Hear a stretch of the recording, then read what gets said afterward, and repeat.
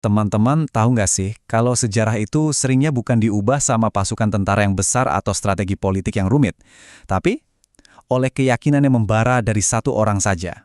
Nah, kali ini kita bakal bahas gimana satu orang, namanya John Knox, bisa benar-benar mengguncang negaranya sampai ke akarnya. Oke, kita mulai dari kutipan yang wow, luar biasa banget ini. Ini bukan kata temannya loh, tapi kata seorang ratu, penguasa Skotlandia. Coba bayangin deh, seorang pemimpin negara mengakui kalau doa satu orang itu lebih menakutkan buat dia daripada seluruh angkatan bersenjata. Ini langsung nunjukin kekuatan macam apa yang kita omongin. Bukan soal senjata, tapi soal kekuatan rohani. Nah, ini dia nih sumber ketakutan si ratu tadi. Ini bukan doa yang biasa-biasa aja. Ini tuh kayak teriakan dari hati yang bener-bener hancur dan punya gairah yang luar biasa buat bangsanya. Doa ini nunjukin kalau buat Knox, perubahan di Skotlandia itu bukan cuma sekedar harapan, tapi sebuah keharusan mutlak, sepenting hidup dan matinya dia. Jadi, pertanyaannya, dari mana datangnya keberanian segila ini? Kok bisa dia seberani itu?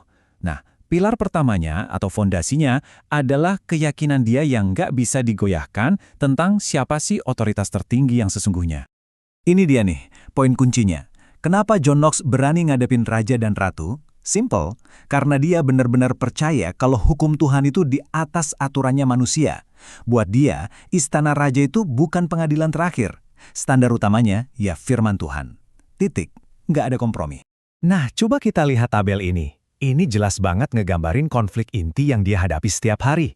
Di satu sisi, ada tekanan dari manusia, perintah raja, politik, bahkan ancaman dibunuh. Terus di sisi lain, ada panggilan buat taat sama Tuhan. Dan Knox, dia sadar banget dan berulang kali milih yang sisi kanan, apapun risikonya. Dan pilihan Knox ini bukan asal-asalan ya. Pilihannya itu berakar kuat di prinsip Alkitab ini. Jadi buat dia, ini bukan soal pemberontakan politik, bukan. Ini murni soal ketaatan rohani. Kalau perintah manusia udah nabrak perintah Tuhan, ya udah jelas dia harus milih yang mana. Oke, sekarang coba kita tarik ke zaman kita. Kisah Knox ini kayak cermin buat kita kan? Pertanyaannya gini, iman kita itu bikin kita jadi berani nggak? Berani buat bela yang benar, misalnya di kantor, di lingkungan kita, atau bahkan di depan teman-teman. Meskipun hal itu nggak populer dan bisa bikin kita nggak disukai. Sekarang kita masuk ke pilar kedua. Nah, ini dia nih, senjatanya yang bikin Ratu Mary sampai gemeteran ketakutan. Bagi John Knox, doa itu bukan aktivitas yang pasif. Bukan, doa itu adalah senjata. Senjata paling kuat untuk menciptakan perubahan. Ini penting banget buat kita pahami. Doanya Knox itu bukan bisik-bisik ragu, Tuhan kalau engkau berkenan. Bukan gitu. Doa-doanya itu digambarkan kayak api yang membara, intens, gigih, dan didoakan dengan keyakinan penuh kalau Tuhan itu mendengar dan beneran campur tangan dalam urusan manusia. Dia berdoa seolah-olah sejarah itu bergantung pada doanya.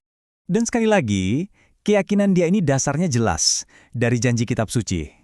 Dia pegang teguh ayat kayak gini, percaya 100% kalau doa yang sungguh-sungguh dari orang yang hidupnya benar di hadapan Tuhan itu punya kuasa yang nyata dan dahsyat. Pelajaran buat kita? Jelas banget. Kekuatan yang sama yang bekerja lewat doa satu orang kayak Knox itu juga tersedia buat kita sebagai satu komunitas iman yang bersatu. Ini jadi tantangan buat kita. Sebagai sebuah komunitas, kita beneran percaya nggak sih sama kekuatan doa bersama? Kita berdoa dengan keyakinan dan kesungguhan yang sama nggak? Keberanian dan doa adalah kekuatannya. Tapi pilar ketiga ini nunjukin kebijaksanaannya. Knox ini mikirnya jauh ke depan. Dia nggak cuma tertarik bikin kebangunan rohani yang heboh sesaat terus hilang. Nggak, dia mau bangun sesuatu yang awet, yang bisa bertahan buat generasi-generasi mendatang. Nah, yang keren dari sini tuh, visinya praktis banget. Dia nggak cuma berhenti di mimbar, dia kerja keras membangun struktur. Dia bikin gereja-gereja yang terorganisir, dia tekanin banget pentingnya pengajaran Alkitab yang mendalam, mendorong praktik disiplin rohani, dan memajukan pendidikan iman untuk semua orang. Dia benar-benar sedang meletakkan fondasi. Motivasi di balik semua pembangunan ini apa? Yaitu kerinduan untuk meneruskan warisan iman. Dia paham betul kalau setiap generasi itu punya tanggung jawab buat ngajarin generasi selanjutnya. Reformasi nggak akan ada artinya kalau berhenti cuma di generasinya dia.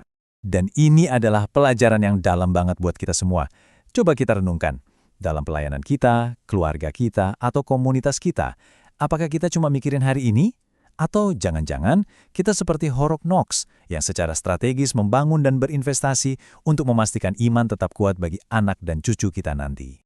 Setelah kita lihat 3 pilar kekuatan John Knox, iman yang tak tergoyahkan, doa yang membara, dan visi untuk masa depan, sekarang yuk kita bawa fokusnya kembali kepada kita. Inilah inti dari keseluruhan kisah ini. John Knox itu bukan manusia super. Dia orang biasa yang hatinya menyala-nyala untuk Tuhan. Hidupnya jadi bukti nyata bahwa ketika satu orang menyerahkan segalanya kepada Tuhan, dampak yang dihasilkan bisa jauh melampaui apa yang pernah mereka bayangkan.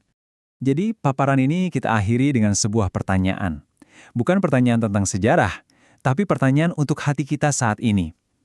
Tuhan masih terus mencari orang-orang yang bersedia.